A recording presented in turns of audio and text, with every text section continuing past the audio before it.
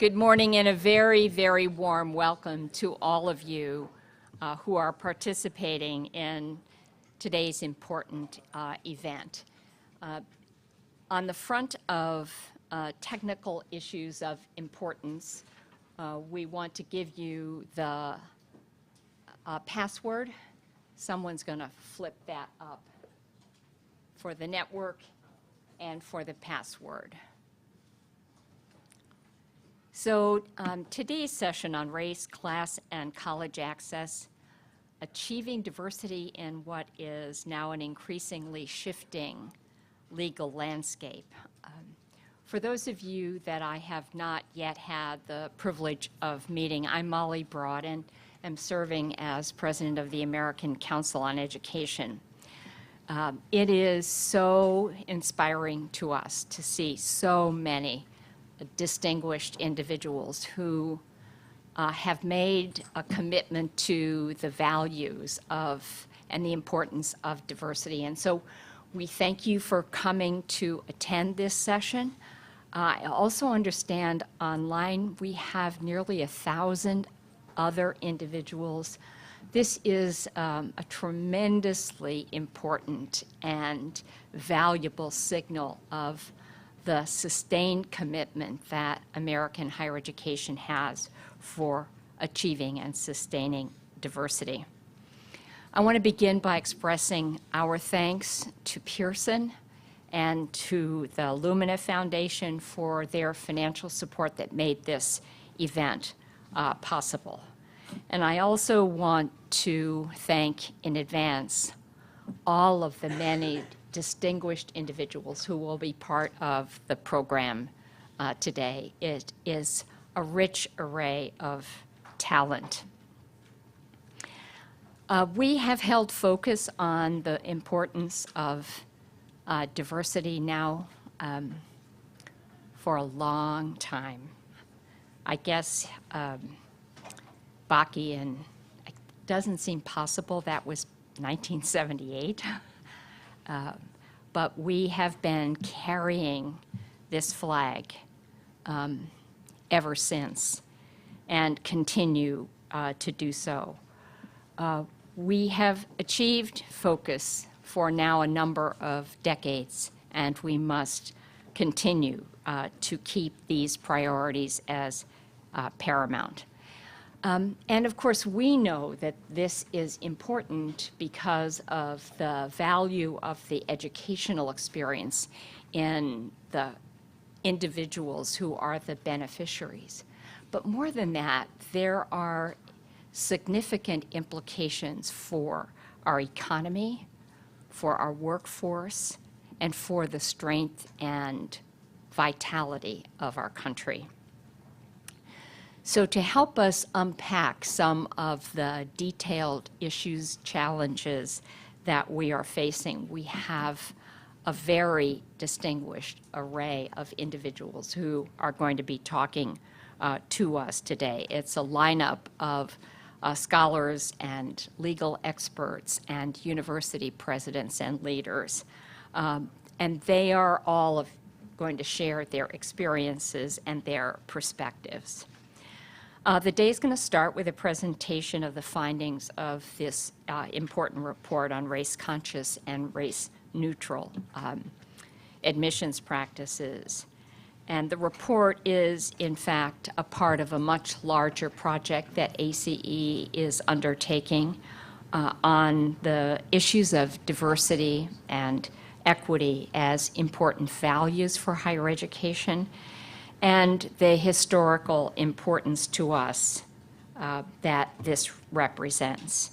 So we are pleased to welcome some of the most distinguished thinkers on issues of diversity. We're all here because we share this same deep commitment of advancing diversity. We know from the data and the evidence that the children in K-12 certainly exhibit the effects of segregation in their schools. Black and Latino kids remain far behind their white counterparts. And in 1 in 10, 10% of the students from low-income families are likely to complete a bachelor's degree by the age of 25. In comparison to that 10% for those kids of color, there's 50% likelihood that white students will succeed in gaining a bachelor's degree before they turn 25. So all of this is core to the mission of many institutions represented in this room. So individually and collectively, we want to create academic environments that will enable us to fully prepare to lead and to thrive in an increasingly diverse community. As we near the next decision by the Supreme Court, Fisher versus the University of Texas, ACE will continue what has been a steadfast commitment to our members and to our peers to take the actions that are necessary for us to ensure a diverse student body. And we look to all of you to articulate this purpose on behalf of your institutions and your organizations. Our commitment must be one of collective action. And we must put forth in no uncertain terms our compelling message, both of diversity and equity, and for the public and for the courts. In that vein, we need as a nation to continue to press forward, and today's goal is to make sure that we are contributing more than ever to the commitments of diversity. Let me turn it over to Lorelle Espinosa. Thank you and welcome. Well, good. Thank you.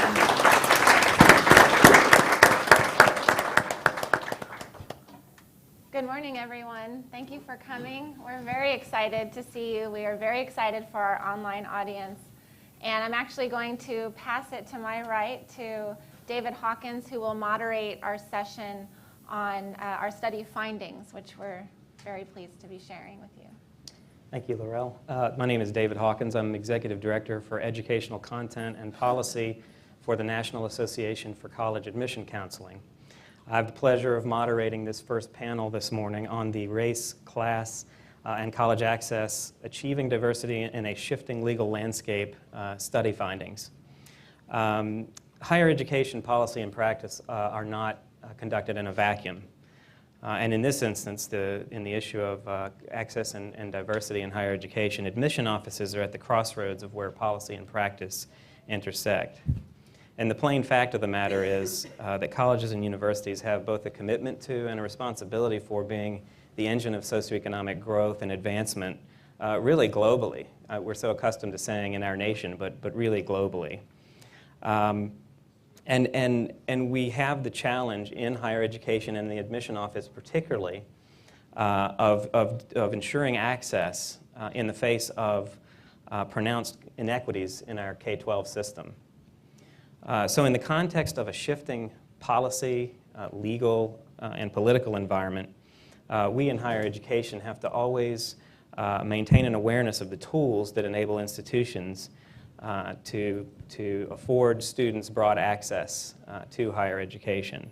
And that's where this research has done a terrific job of focusing in this discussion on the tools that admission officers and institutions broadly can use, do use, and that may, in fact, be critical in the face of a new direction as a result of the Fisher case. So in that context, I'm pleased to introduce the study's authors, Lorelle Espinosa, the Assistant Vice President for the Center for Policy Research and Strategy at the American Council on Education, and Matthew Gardner, Senior Research Scientist at the Center for College Access and for College and Career Success at Pearson's. I apologize. And before I turn it over to them, I do want to thank them and thank the American Council on Education for the very collaborative approach that they've taken in this research project. There are many different organizations and professionals that have roles in promoting access and success in higher education. And Lorelle and Matt in particular have done a terrific job of including all of those professionals and the organizations that represent them in this research. So with that, I will turn it over for a discussion of the findings. Okay. And we've had a little bit of a scheduling change, but we're back on track. We want to welcome our third author, Gary Orfield, professor at the University of California, Los Angeles, co-director of the Civil Rights Project at UCLA, because he would like to share with you really the impetus for this study. It really did start with a conversation with Gary back in March of 2014. And so I'd like to invite him to come to the podium and share a little bit of background, and then we'll continue on with the findings. Well, it is great to be here. I had the delusion the meeting was over at the hotel. So, as an absent-minded professor, I was looking around for everybody. I always tell students that one of the stereotypes that in our work in civil rights, we always fight stereotypes, but one of the ones that's accurate is absent-minded professor. This study came about starting in a conversation with Lorelle about the problem that the world of higher education didn't really know what was going on. The institutions were all thinking about these issues, but not communicating very well, and nobody had a real view of what the entire field looked like. And that many institutions were kind of clamming up with the threat of litigation and with the confusing kind of cross directions that were affecting them, and that it was very hard to do these kinds of projects. So it was a particularly rewarding experience to work with ACE and with important funding from the Pearson Research Group to actually go out and ask and try to get a response. As somebody who does lots of surveys, I know how hard it is to get responses, especially from institutions that have sensibility and don't have a lot of trust sometimes about researchers. So it was very important to have the collaboration of the admissions organizations, the registrars and so forth in this work in the College Board. Absolutely invaluable. Even with that, only about a fourth of the schools that were surveyed and asked repeatedly to respond, did respond. But that's much more than anybody else had ever known about what was going on. And this is extremely valuable. This is a time, it turned out, this survey was not designed with any idea that the Supreme Court was going to take the Fisher case back again. But we've now, in the space of 5 years, had 3 major Supreme Court considerations of affirmative action issues, 2 Fisher cases and the Schuette case from Michigan. We only had 2 in the previous half century. So this makes this issue very hot and concerning. Now, we're in a society that's at a historic high in inequality, and that's reflected quite dramatically in college going and resources. The Great Recession was the largest loss of wealth by communities of color in American history because of the way it disproportionately affected their housing, which affects their capacity to finance higher education, of course. We've had 9 states that have outlawed affirmative action, and those referendum were approved now by the Supreme Court in the Michigan in the Schuette case very recently. We have most of our states trying to pursue it, and most of this survey shows that a substantial majority of the most selective colleges in the country are trying to pursue it. But there is, in the appeals to the Supreme Court, a very strong implication on behalf of those who are suing on behalf of Ms. Fisher. Of course, it's just one single undergraduate. It's already graduated from a different college and not admissible to Texas anyway, according to the University of Texas. But anyway, that could decide the whole fate of higher education in the United States. So there's a view in the appeals to the Supreme Court that there are alternatives that would produce diversity. And this survey of course, doesn't answer all those questions. Those are research questions lots of other researchers have been looking at, particularly in the states where affirmative action was forbidden, including the state of California and state of Michigan, with pretty dismal results. But it does show us something about what the court's going to have to be thinking about.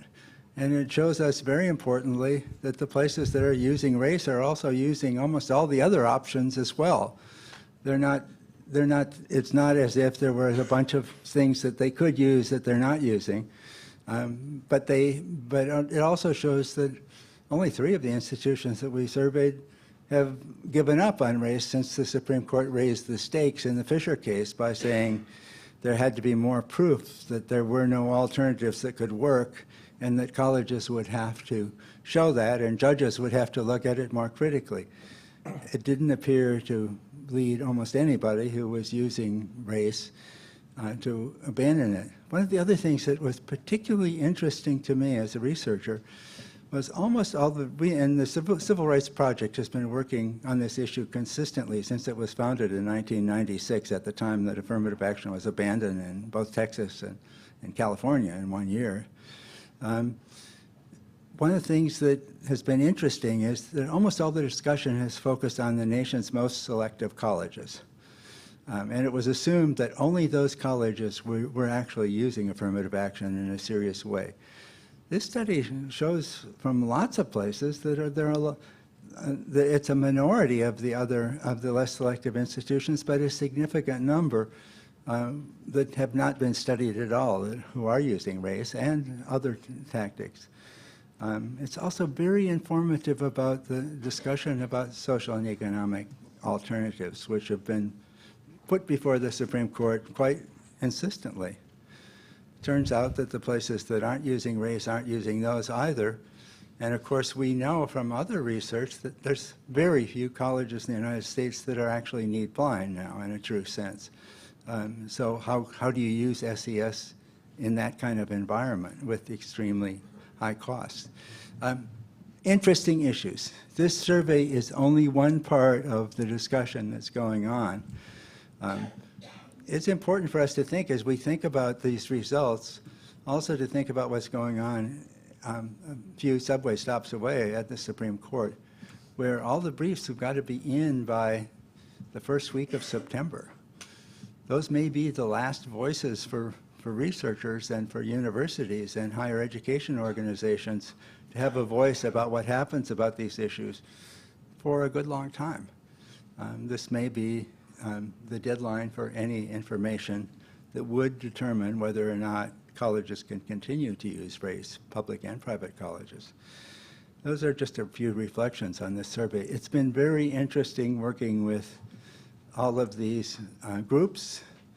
It's been very rewarding to see how effectively they work together in this important work.